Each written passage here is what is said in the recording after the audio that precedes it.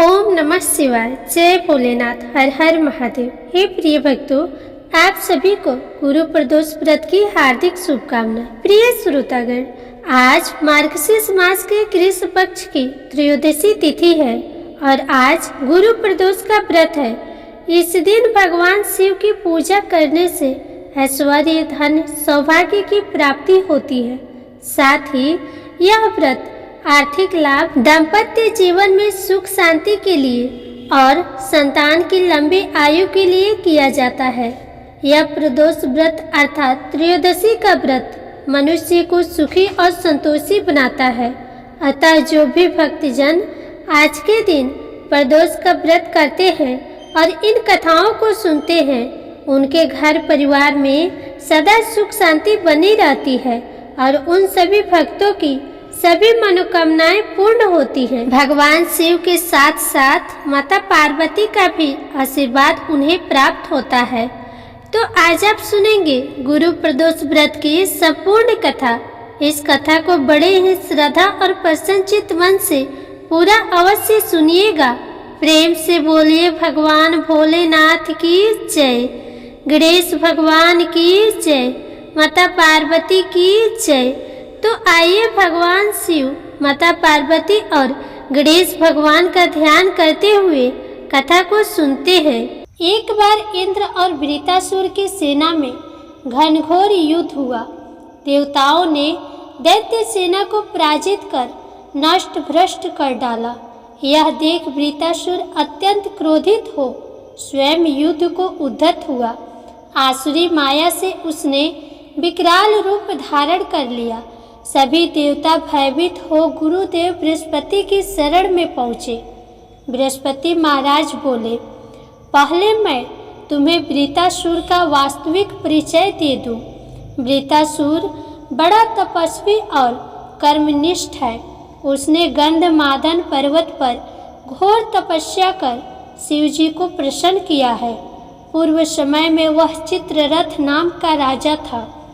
एक बार वह अपने विमान से कैलाश पर्वत चला गया। वहां शिव जी के वाम अंग में माता पार्वती को विराजमान देख वह उपहास पूर्वक बोला, हे प्रभु, मोह माया में फंसे होने के कारण हम स्त्रियों के वशीभूत रहते हैं, किंतु देवलोक में ऐसा दृष्टिगोचर नहीं हुआ है कि स्त्री आलिंगनबद्ध हो सभा में बैठे। चित्ररथ के यह वचन सुन सर्वव्यापी शिव शंकर हंसकर बोले, हे राजन, मेरा व्यवहारिक दृष्टिकोण पृथक है। मैंने मृत्युदाता कालकूट महाविष का पान किया है, फिर भी तुम साधारण जन की भांति मेरा उपहास उड़ाते हो। माता पार्वती क्रोधित हो चित्ररथ से संबोधित हुई, अरे दुष्ट, तूने सर्वव्यापी महेश्वर के साथ ही मेरा भी उपहास उड़ाया है। अतएव मैं तुझे वह शिक्षा दूंगी कि फिर तू ऐसे संतों के उपहास का दुस्साहस नहीं करेगा। मैं तुझे श्राप देती हूँ कि तू पृथ्वी पर राक्षस योनि को प्राप्त हो। जगदम्बा भवानी के अभिशाप से चित्ररथ राक्षस योनि को प्राप्त हो। तत्वाष्टा नामक ऋषि के श्रेष्ठ तप से उत्पन्न हो वृत्रासुर बना। गुरुदेव बृहस्पति आगे बोले, वृत्रासुर बाल्यकाल से ही शिव भक्त रहा है। अतः हे इंद्र, तुम बृहस्पति प्रदोष व्रत कर शंकर भगवान को प्रसन्न करो। देवराज ने गुरुदेव की आज्ञा का पालन कर बृहस्पति प्रदोष व्रत किया। गुरु प्रदोष व्रत के प्रताप से इंद्र ने शीघ्र ही वृत्रासुर पर विजय प्राप्त कर ली और देवलोक में शांति छा गई। बोलो उमापति शंकर भगवान की जय। ओम नमः शिवाय। हे प्रिय भक्तों, अब आप सुनिए प्रदोष व्रत की दूसरी पौराणिक कथा। स्कंद पुराण के अनुसार सूत जी कहते हैं, विदर्भ देश में सत्यव्रत नाम से प्रसिद्ध एक राजा थे। धर्म पूर्वक राज्य करते हुए उनका बहुत सा समय सुख पूर्वक बीत गया। एक समय साल्व देश के राजाओं ने विदर्भ देश पर आक्रमण कर दिया। उनके बीच भयंकर युद्ध हुआ। दोनों पक्षों की बहुत सी सेना मारी गई, परंतु अंत में विदर्भ देश के राजा भी उनके हाथों से मारे गए। विदर्भ राज की गर्भवती स्त्री दुखी होकर रात के समय राजभवन से निकलकर वन की ओर चली गई। सुबह होने पर उस रानी ने जलाशय के किनारे एक वृक्ष के नीचे एक सुंदर से पुत्र को जन्म दिया। उसके बाद वह प्यास से व्याकुल होकर जलाशय में पानी पीने गई। इतने में ही एक घड़ियाल ने आकर उसे अपना ग्रास बना लिया। वह बालक पैदा होते ही माता पिता से हीन हो गया। जब वह नवजात शिशु वृक्ष के नीचे पड़ा हुआ जोर जोर से रो रहा था, उसी समय भगवान भोलेनाथ की कृपा से वहां पर एक उमा नाम की ब्राह्मणी पहुंची। वह अपने 1 वर्ष के बालक शुचिव्रत को गोद में लिए हुई थी। वह ब्राह्मणी बहुत ही गरीब और विधवा थी। वह भीख मांगकर अपना गुजारा करती थी। उस बालक को रोते हुए देखकर उसने मन ही मन सोचा कि यह तो बड़ी हैरानी की बात है कि यह नवजात शिशु जिसकी अभी तक नाल भी नहीं कटी है यहाँ पर पड़ा हुआ है। इसकी माता कहाँ चली गई? जब वह ब्राह्मणी सोच रही थी, उसी समय वहां से एक सन्यासी गुजरे। वह ऐसे जान पड़ते थे मानो साक्षात शंकर भगवान हो। उस श्रेष्ठ भिक्षु ने उस स्त्री से कहा, हे ब्राह्मणी, तुम इस बालक की रक्षा करो, इससे तुम्हें परम कल्याण की प्राप्ति होगी। इतना कहकर वह दयालु भिक्षु वहां से चले गए। उनके जाने के बाद ब्राह्मणी ने उस बालक को लेकर अपने घर की ओर प्रस्थान किया। वह ब्राह्मणी एक चक्र नामक नगर में निवास करती थी। ब्राह्मणी ने उस बालक को अपने बेटे के समान ही पालन पोषण किया और उसका नाम धर्मगुप्त रखा। वह भिक्षा के अन्न से ही अपने पुत्र और राजकुमार दोनों को पालने लगी। एक दिन वह ब्राह्मणी उन दोनों बालक को साथ लेकर भिक्षा मांगती हुई देव मंदिर में चली गई। उस समय वहां पर सांडिल्य मुनि पधारे हुए थे। सांडिल्य मुनि को देखकर ब्राह्मणी ने उन्हें प्रणाम करके पूछा, हे ब्राह्मण, एक सन्यासी के कहने पर मैं इस बालक को अपने घर ले आई हूँ। अभी तक मुझे इसके कुल का पता नहीं चला, फिर भी मैं अपने पुत्र की तरह ही इसका पालन पोषण करती हूँ। आप ज्ञान के नेत्रों से देखकर मुझे बताने की कृपा करें कि यह बालक किस कुल में उत्पन्न हुआ है और इसके माता पिता कौन है। तब मुनिवर बोले, यह विदर्भ देश के राजा का पुत्र है। इतना कहकर सांडिल्य मुनि ने उस बालक के पिता के युद्ध में मारे जाने तथा उसकी माता के ग्रह द्वारा ग्रस्त होने का सब समाचार पूर्ण रूप से बताया। यह सुनकर ब्राह्मणी को और भी आश्चर्य हुआ। फिर उसने प्रश्न किया कि हे महामुनि, वह राजा सभी भोगों को छोड़कर युद्ध में क्यों मारे गए और इस बालक को यह दृढ़ता कैसे प्राप्त हुई? यह अपने राज्य को कैसे प्राप्त करेगा? यह भी तो मेरे पुत्र की तरह भिक्षा के अन्न से जीवन निर्वाह करता है। इसकी दरिद्रता के निवारण का क्या उपाय है? तब सांडिल्य मुनि बोले, इस राजकुमार के पिता विदर्भ राज पूर्व जन्म में पांडे देश के राजा थे। एक दिन प्रदोष काल में राजा बड़ी भक्ति भाव से त्रिलोकीनाथ महादेव की आराधना में मग्न थे। उसी समय उनके नगर में बड़ा भारी कोलाहल मचा। उस शोर को सुनकर राजा ने बीच में ही भगवान शंकर की पूजा को छोड़ दिया और राजभवन से बाहर निकल गए। इसी समय राजा का मंत्री शत्रु को पकड़कर उनके समीप ले आया। वह शत्रु पांडे राज्य का सामंत था। उसे देखते ही राजा ने क्रोध पूर्वक उसका मस्तक कटवा दिया। शिव पूजा को छोड़कर नियम को समाप्त किए बिना ही राजा ने रात में भोजन भी कर लिया। इसी प्रकार राजकुमार भी प्रदोष काल में भगवान शिव की पूजा किए बिना ही भोजन करके सो गया। वही राजा अगले जन्म में विदर्भ राज हुआ। शिव पूजा में विघ्न होने के कारण शत्रुओं ने उसके सुख भोग के बीच में ही मार डाला। पूर्व जन्म में जो उसका पुत्र था, इस जन्म में भी राजा का वही पुत्र है। भगवान शिव की पूजा का उल्लंघन करने के कारण यह दरिद्रता को प्राप्त हुआ है। इसकी माता ने पूर्व जन्म में छल से अपनी सौत को मार डाला था। उस महान पाप के कारण ही वह इस जन्म में ग्राह के द्वारा मारी गई।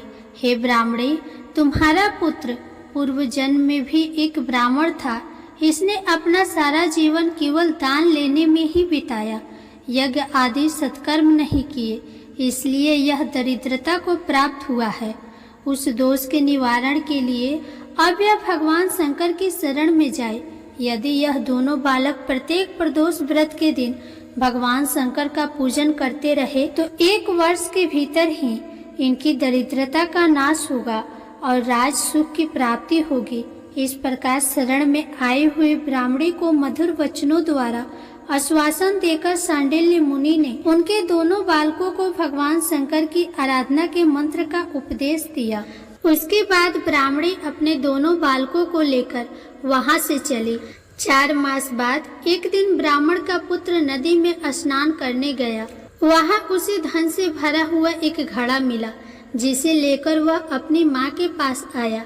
माँ धन से भरे हुए घड़े को देखकर खुश हो गई और उसने कहा, इसे अपने भाई के साथ आधा आधा बांट लो। मगर धर्मगुप्त ने इस धन में हिस्सेदारी से मना करते हुए कहा, मैं किसी अन्य के भाग्य का भागी नहीं हो सकता।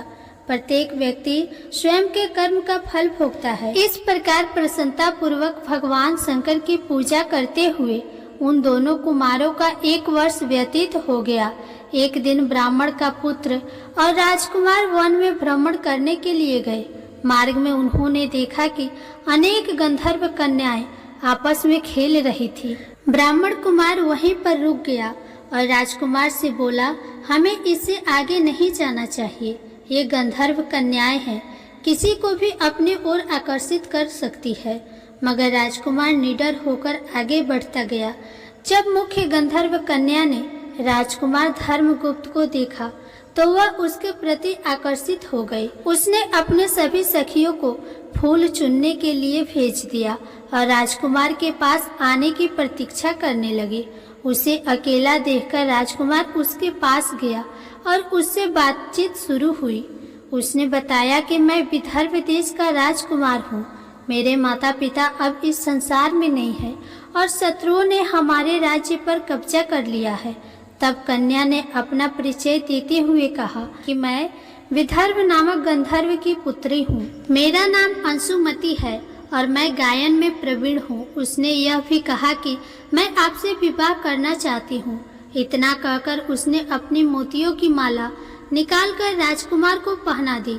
तब राजकुमार ने पूछा, तुम राजपाट गंवा चुके राजकुमार के साथ कैसे रह पाओगी और अपने माता पिता के अनुमति के बिना तुम कैसे आ सकती हो? इस पर अंशुमति बोली, चाहे जो भी हो जाए मैं वही करूँगी जो मैं चाहती हूँ। तुम 2 दिन बाद प्रातः काल यहाँ आकर मुझसे मिलना। इतना कहकर वह वहाँ से चली गई। राजकुमार ने वापस आकर ब्राह्मणी और उसके पुत्र को सारी बात बताई। वे दोनों बहुत खुश हुए। 2 दिन बाद राजकुमार पुनः उसी वन में गया। उसने देखा कि अंशुमति अपने पिता के साथ उसकी प्रतीक्षा कर रही है। तब गंधर्व राजा ने राजकुमार से कहा, मैं कैलाशपुरी गया था। वहाँ भगवान शिव और माता पार्वती ने मुझे बुलाकर कहा कि धर्मगुप्त नामक राजकुमार राज्य से विहीन होकर भटक रहा है। जाओ और उसका राज्य पुनः प्राप्त करने में उसकी सहायता करो। मैं उनकी आज्ञा के अनुसार अपनी पुत्री अंशुमति का हाथ तुम्हारे हाथ में दे रहा हूँ और राज्य प्राप्त करने में मैं तुम्हारी सहायता करूँगा। मेरी पुत्री 10,000 वर्ष तक तुम्हारे साथ इस पृथ्वी पर रहेगी और जब तुम शिवलोक में जाओगे तभी वह इसी काया में तुम्हारे साथ ही रहेगी। भगवान शिव के आदेश अनुसार धर्मगुप्त और अंशुमति का विवाह हो गया। अंशुमति के पिता ने अपनी गंधर्व सेना भी राजकुमार को दे दी। सेना की सहायता से उसने अपने शत्रुओं को परास्त कर दिया और अपने पिता का खोया हुआ राज्य उन्हें प्राप्त कर लिया। अब राजकुमार धर्मगुप्त राजा बन गया। उसने अपने बुरे दिनों में उसे पालने वाले गरीब ब्राह्मणी को राजमाता का दर्जा दिया और शुचिव्रत को अपना छोटा भाई बना लिया। इस प्रकार नियमित रूप से प्रदोष व्रत करने से ब्राह्मणी, उसके पुत्र शुचिव्रत और धर्मगुप्त को धन धान्य तथा सुख संपत्ति की प्राप्ति हुई। सूत जी कहते हैं कि जो मनुष्य प्रदोष व्रत की इस पुण्यमयी महात्म्य को एकाग्रचित होकर सुनते हैं अथवा पढ़ते हैं उन्हें 100 जन्मों तक कभी भी दरिद्रता नहीं आती और अंत में वह ज्ञान के ऐश्वर्य से युक्त होकर भगवान शंकर के परम धाम को प्राप्त होते हैं। प्रेम से बोलिए शंकर भगवान की जय, माता पार्वती की जय। अब बड़ी ही श्रद्धा और भक्ति के साथ अब आप सुनिए भगवान शिव और माता पार्वती की कथा। एक बार की बात है, माता पार्वती शिव जी को पति के रूप में प्राप्त करने के लिए घोर तप कर रही थी। उनकी तप को देखकर देवताओं ने शिव जी से देवी की मनोकामना को पूर्ण करने की प्रार्थना की। शिव जी ने पार्वती जी की परीक्षा लेने के लिए सप्त ऋषियों को भेजा। सप्त ऋषियों ने शिव जी के सैकड़ों अवगुण गिनाए, पर पार्वती जी को महादेव जी के अलावा किसी और से विवाह मंजूर नहीं था। तब शंकर जी ने स्वयं पार्वती जी की परीक्षा लेने की ठानी। तब भगवान शंकर स्वयं प्रकट हुए और पार्वती जी को वरदान देकर अंतर ध्यान हुए। इतने में पार्वती माता जहाँ तप कर रही थी वहीं पास में तालाब में मगरमच्छ ने एक लड़के को पकड़ लिया। लड़का जान बचाने के लिए चिल्लाने लगा। तब माता पार्वती जी से उस बच्चे की चीख सुनी नहीं गई। दुखित हृदय से वे तालाब पर पहुंची। वहां देखा कि मगरमच्छ लड़के को तालाब के अंदर खींचकर ले जा रहा है। लड़के ने देवी को देखकर कहा कि मेरे माता पिता और भाई बंधु कोई नहीं है, आप मेरी रक्षा करें। तब पार्वती जी ने कहा कि मगरमच्छ इस लड़के को छोड़ दो। तब मगरमच्छ बोला, दिन के छठे पहर में जो मुझे मिलता है उसे मैं अपना आहार समझकर स्वीकार कर लेता हूँ, यह मेरा नियम है। ब्रह्मदेव ने दिन के छठे पहर में इस लड़के को भेजा है, तो मैं इसे क्यों छोड़ूं? पार्वती जी ने विनती की कि तुम इसे छोड़ दो, बदले में तुम्हें जो चाहिए वह मुझसे कहो। तो मगरमच्छ बोला, एक ही शर्त पर मैं इसे छोड़ूंगा। आपने तप करके महादेव जी से जो वरदान लिया है, यदि उस तप का फल मुझे दे दो तो मैं इसे छोड़ दूंगा। पार्वती जी तुरंत तैयार हो गई। उन्होंने कहा, मैं अपने तप का फल तुम्हें देने को तैयार हूँ, लेकिन तुम इस बालक को छोड़ दो। मगरमच्छ ने समझाया, सोच लो देवी, जोश में आकर संकल्प मत करो। हजारों वर्षों तक जैसा तप किया है वैसा देवताओं के लिए भी संभव नहीं है। उसका सारा फल इस बालक के प्राणों के बदले चला जाएगा। पार्वती जी ने कहा, मेरा निश्चय पक्का है, मैं तुम्हें अपने तप का फल देती हूँ, तुम इसे जीवन दे दो। मगरमच्छ ने पार्वती जी से तप दान करने का संकल्प करवाया। तप का दान होते ही मगरमच्छ का देह तेजी से चमकने लगा और वह बोला, हे पार्वती, यह देखो, तप के प्रभाव से मैं तेजस्वी बन गया हूँ। तुमने जीवन भर की पूंजी एक बच्चे के लिए व्यर्थ कर दी। चाहो तो अपनी भूल सुधारने का एक मौका और दे सकता हूँ। तब पार्वती जी ने कहा, हे ग्रह, तब तो मैं पुनः कर सकती हूँ, किंतु यदि तुम इस लड़के को निगल जाते तो इसका जीवन वापस नहीं मिल सकता था। देखते ही देखते वह लड़का अदृश्य हो गया और वह मगरमच्छ भी लुप्त हो गया।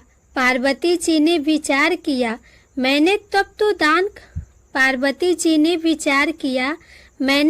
तो दान कर दिया है, अब पुनः से तप आरंभ करूंगी। पार्वती जी ने फिर से तप करने का संकल्प किया। भगवान सदाशिव फिर से प्रकट होकर बोले, हे पार्वती, भला अब क्यों तप कर रही हो?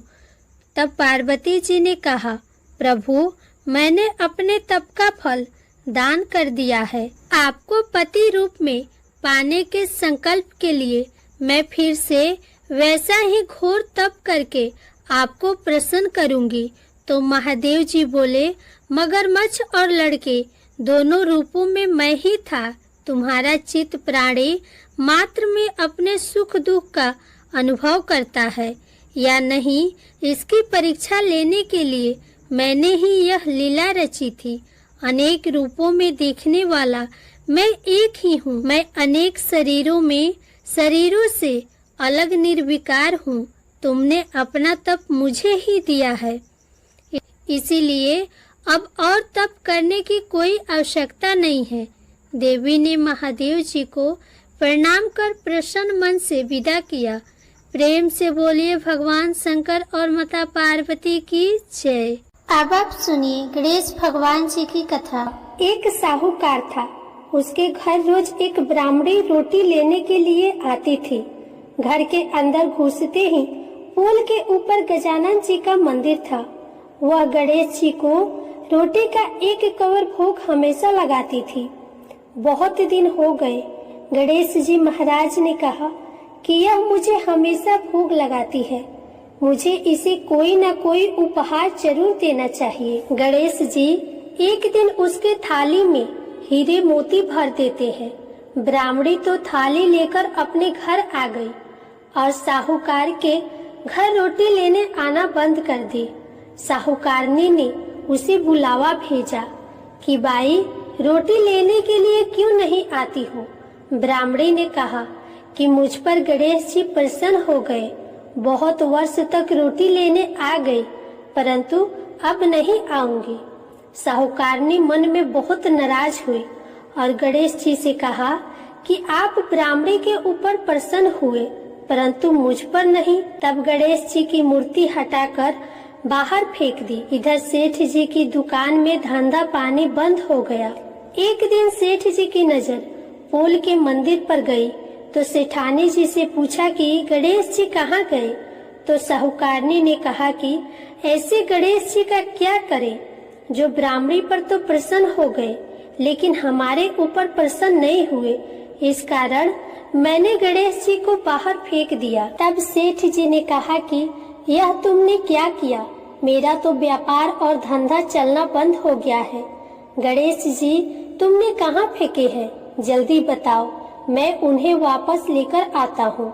साहूकार जी वापस से गणेश जी को लेने गए तो गणेश जी इतने भारी हो गए कि वे उठे ही नहीं। साहूकार जी ने कहा कि मेरे से गलती हो गई है, आप मेरे घर पधारिए। गणेश जी तो और भी भारी होते गए और कहा कि मैं तो नहीं चलूंगा, पहले साहूकारनी को बुलाकर यहाँ लाओ और वह मुझसे माफी मांगेगी तो ही मैं चलूंगा। और गणेश जी ने कहा कि मुझे हमेशा सवा से चूरमा का भोजन कराओगी तो ही मैं चलूंगा।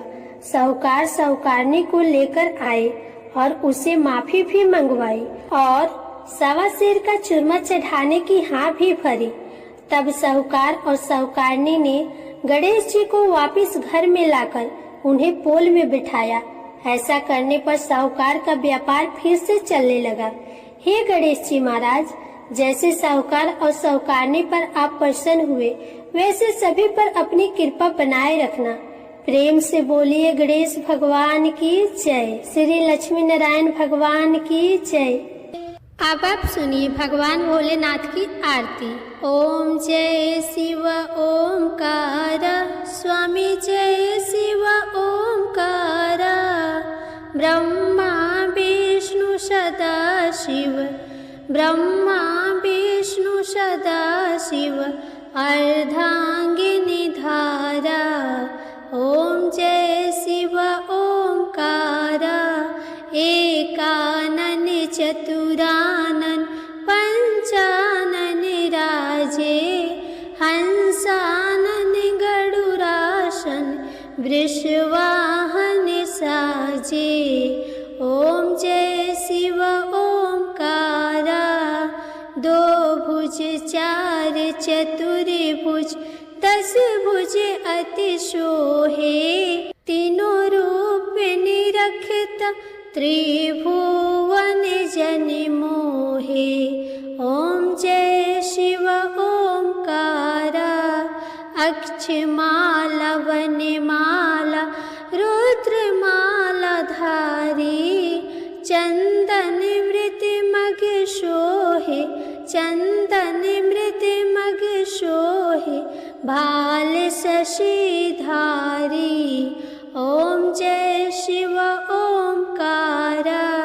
श्वेतांबर पीतांबर बाघांबर अंगे। शनकादिक ब्रह्मादिक शनकादिक ब्रह्मादिक भूतादिक संगे। ओम जय शिव ओंकार। करके मध्य कमंडल चक्र त्रिशूल धरता। जग करता जग भरता जग करता जग भरता। जग संहार करता। ओम जय शिव ओंकार। ब्रह्मा विष्णु सदाशिव जानत अविवेका। प्रणाक्षर के मध्य ये तीनों एका। ओम जय शिव ओंकार। त्रिगुण शिव जी की आरती जो कोई नर गावे। कहत शिवानंद स्वामी कहत शिवानंद स्वामी मन वांछित फल पावे। ओम जय शिव ओंकार। जय भोलेनाथ। हर हर महादेव। हे प्रिय भक्तों, अगर आपको यह कथा पसंद आई हो तो वीडियो को लाइक करें, शेयर करें और कमेंट बॉक्स में हर हर महादेव जरूर लिखें। साथ ही चैनल को सब्सक्राइब भी करें।